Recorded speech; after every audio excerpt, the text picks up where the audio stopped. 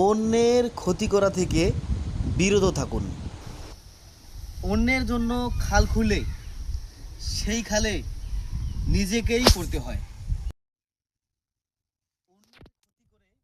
আপনি সাময়িকভাবে জিততে পারেন, কারো নামে মিথ্যা বললেন, কারো ব্যবসা নষ্ট করলেন, আপনি সাময়িকভাবে মনে শান্তি পাবেন, কিন্তু 2 মাস পরে দেখবেন আপনার চারপাশ শূন্য, খালি হয়ে গেছে।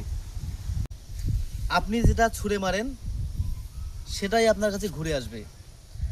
আজকে আপনি যার চোখের পানি ফেলাইছেন, কালকে আল্লাহ আপনার চোখের পানি আনবে। এটাই দুনিয়ার নিয়ম। আসল শক্তি হলো অন্যকে উপরে তোলা। আপনি যদি কারো পাশে দাঁড়ান, আল্লাহ আপনার পাশে দাঁড়াবে। আপনি যদি কারো রাস্তা সহজ করেন, আল্লাহ আপনার রাস্তা সহজ করে দেবে। যেটা মানে অন্যকে হারানো নয়, অন্যকে জিততে দেওয়াটাই আসল শক্তি।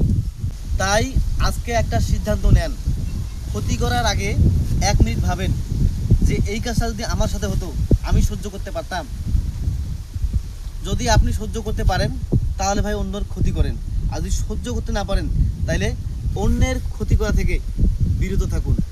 ভিডিওটি ভালো লাগলে শেয়ার করে সবাইকে দেখার সুযোগ করে দেবেন। আগামীকালকে এরকম ভিডিও পেতে পেজটি অবশ্যই ফলো করবেন।